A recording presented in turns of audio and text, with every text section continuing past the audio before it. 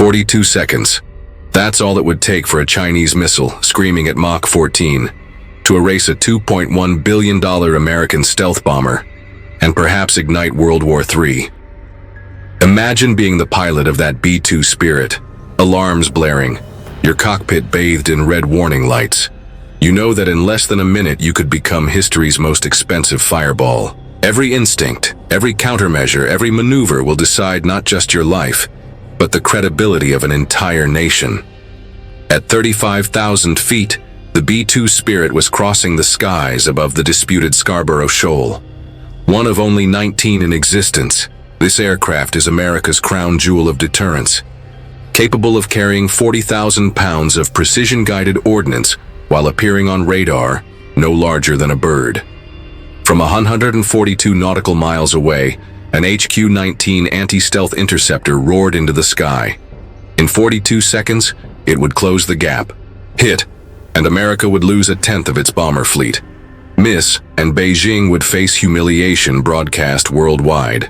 This was not just the clash of a missile and a bomber. It was the collision of doctrines, pride and power, in the most hotly contested waters of the modern world.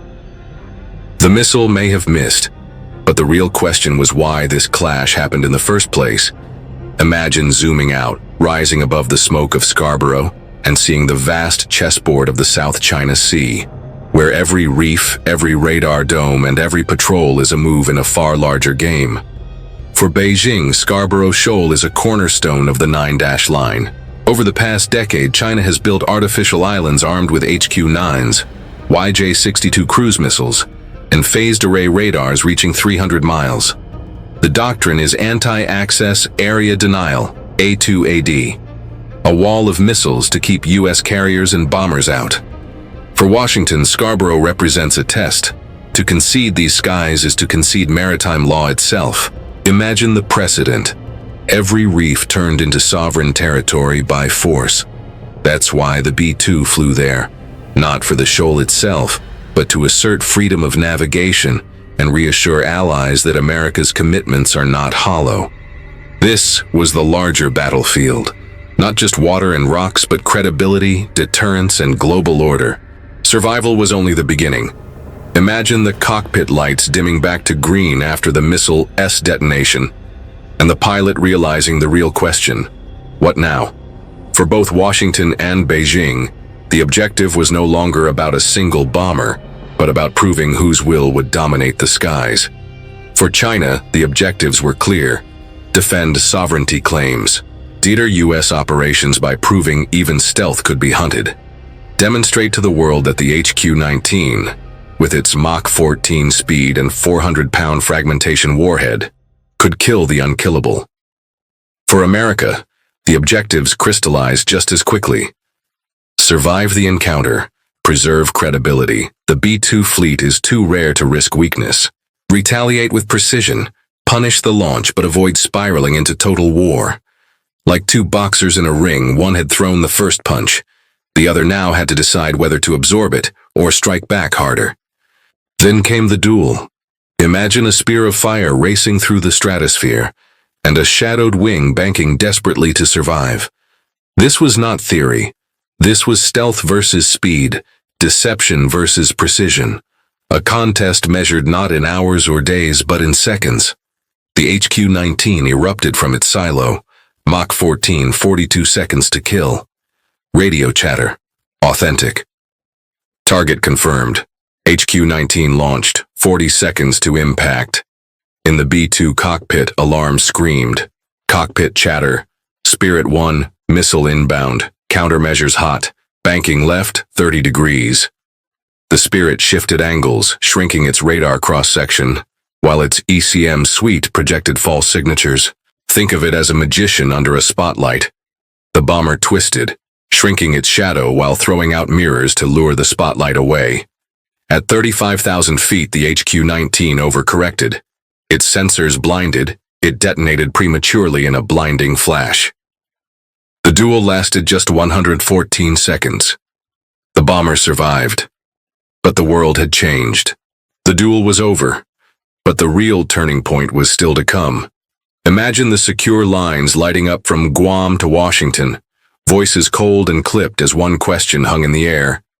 Was this an incident or an act of war? Within minutes, Indo-Pacific Command traced the launch to its site. Satellite imagery confirmed. For Washington, this was not a misunderstanding. It was aggression. By 09:57 a.m., the President, the Joint Chiefs, and Indo-Pacific Command were connected. Options were briefed: diplomacy, delay, or retaliation.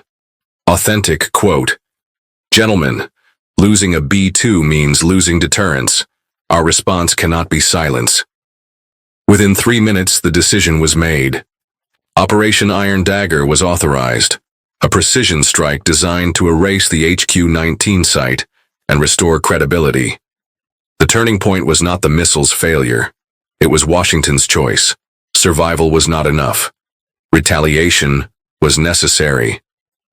What followed was no warning shot.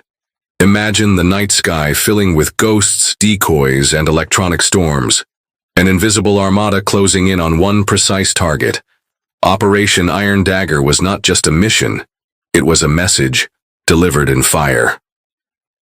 Two B-2 Spirits, Nightfall 1 and Nightfall 2, carried 16 GBU-31 Block V-3BJ dams, each a 2,000-pound hardened penetrator guided to within 18 inches of target.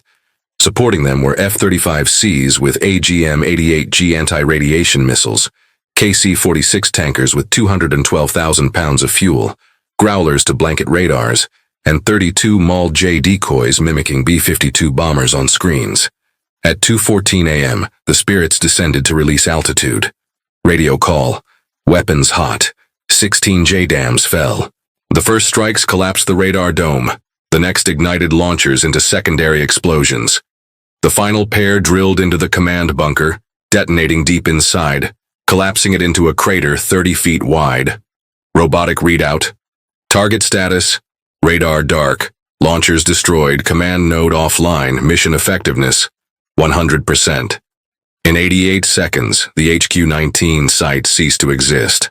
By dawn, the site was gone, but the strike's true impact was only beginning. Imagine the silence in Beijing's command centers as screens went dark, and the relief in Allied capitals as reassurance arrived not in words, but in explosions. For Washington, the gain was deterrence restored. No U.S. aircraft lost. A 120-mile blind spot opened in China's coastal defense. For Beijing, the loss was $350 to $400 million in destroyed systems and credibility. Their anti-stealth shield had failed. Allies quickly voiced support. Markets wavered, then steadied. The world saw America retaliate with precision, not escalation. But in Beijing, the lesson was harsh. Detection alone was not survival. So what did Scarborough teach the world? Imagine every future commander staring at a radar lock on an American aircraft, knowing what happened the last time China pulled the trigger. The Scarborough incident was not the start of war, but it was a warning written in precision and fire. For the U.S., the lesson was clear. Stealth, integration, and swift political will remain unmatched. For China, the warning was starker. Firing first risks annihilation. The Scarborough Shoal incident was over in a day, but it left behind a truth every strategist now knows. In modern warfare, survival is not about who fires first, but who controls deception, detection, and precision. And the B-2 Spirit proved once again ghosts cannot be killed by fire.